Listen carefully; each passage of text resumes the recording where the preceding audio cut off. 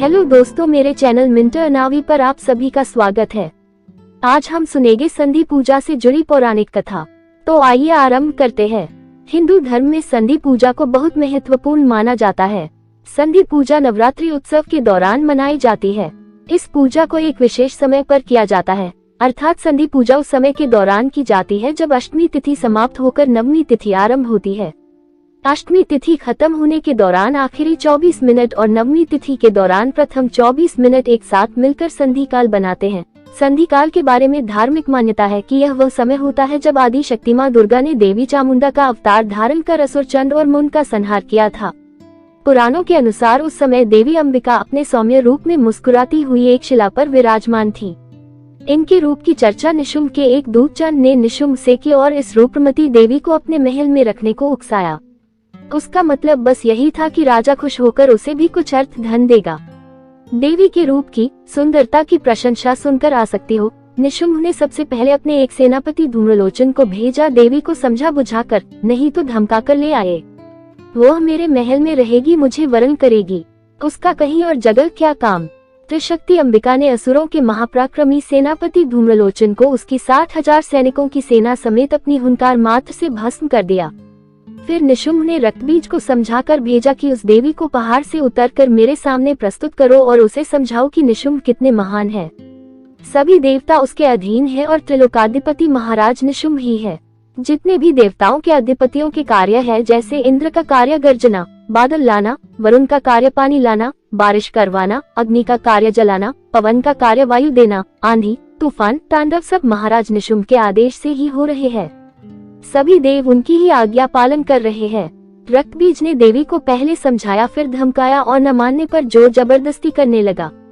देवी ने रक्तबीज से कहा कि राजा निशुंभ इतना ही शक्तिशाली और महान है तो वह स्वयं आकर इस पहाड़ से मुझे उतारकर बलपूर्वक ले जाए। वह स्वेच्छा से नहीं जाएगी। ये कहकर रक्तबीज की सेना पर देवी ने अपना सिंह छोड़ दिया और सिंह ने रक्तबीज की राक्षस सेना को नष्ट कर दिया। फिर भी रक्तबीज नहीं माना और अपनी शक्ति का प्रयोग देवी शक्ति के समक्ष करने लगा। रक्तबीज एक ऐसा योद्धा था जिसके रक्त की बूंद पृथ्वी पर गिरने से उसी की तरह का बलवान योद्धा फिर से पैदा हो जाता था। रक्तबीज की चेष्टा देख मां अंबिका की दोनों भौहें क्रोध से वक्री हो गईं और उनसे एक महाविकराल देवी प्रकट हुई। उस देवी का रंग काला, आंखें लाल थीं। उनके शरीर पर मांस था ही नहीं, वे नर मुंडों की माला पहने थी और काली सघन केशराशि के बीच उनकी लाल जीभ लपल पाकर सबको भय से भर रही थी। ऐसी महाभयंकर देवी ने युद्ध में उतरते ही रक्तबीज से घनघोर युद्ध किया और वह देवी के काली के रूप द्वारा मारा गया। असुरों के राजा निशुंभ को जब इस आश्चर्यजनक घटना का पता चला तो वह बहुत बेचैन हो गया कि ऐसी कौन सी देवी है जो मेरी अवज्ञा कर रही है और मुझ जैसे बलवान की बात नहीं सुन रही है तथा मेरे सैनिक और वीर योद्धाओं को खत्म कर दे रही है। अब निशुंभ ने अपने सर्वाधिक वीर सेनापतियों चंड और मुंड को बुलाकर कहा कि अपने सबसे भयंकर अस्त्र शस्त्र और सैनिक लेकर जाओ और उस अहंकारिणी को केशों से घसीटते हुए हमारे सामने प्रस्तुत करो। यदि किसी कारणवश उसे जीवित बंदी न बना सको तो उसकी हत्या कर दो। राजा निशुंभ की आज्ञा से चंड मुंड विशाल सेना लेकर हिमालय जा पहुँचे। असुरों ने आते ही मां को चारों तरफ से घेर लिया और उन पर आक्रमण करने के लिए अपने शस्त्र उठाने को उद्यत हुए। ऐसा होते ही देवी महाकाली ने दैत्यों के झुंड को एक साथ मारना, कुचलना और खाना शुरू कर दिया। देखते ही देखते आधी असुर सेना पल भर में साफ हो गई। ये देखकर चंड अपनी तलवार लेकर महाकाली को मारने दौड़ा। कालिका मां ने उसे अपने पैरों के प्रहार से धरती पर पटक दिया और उसकी ही तलवार से उसका गला काट दिया।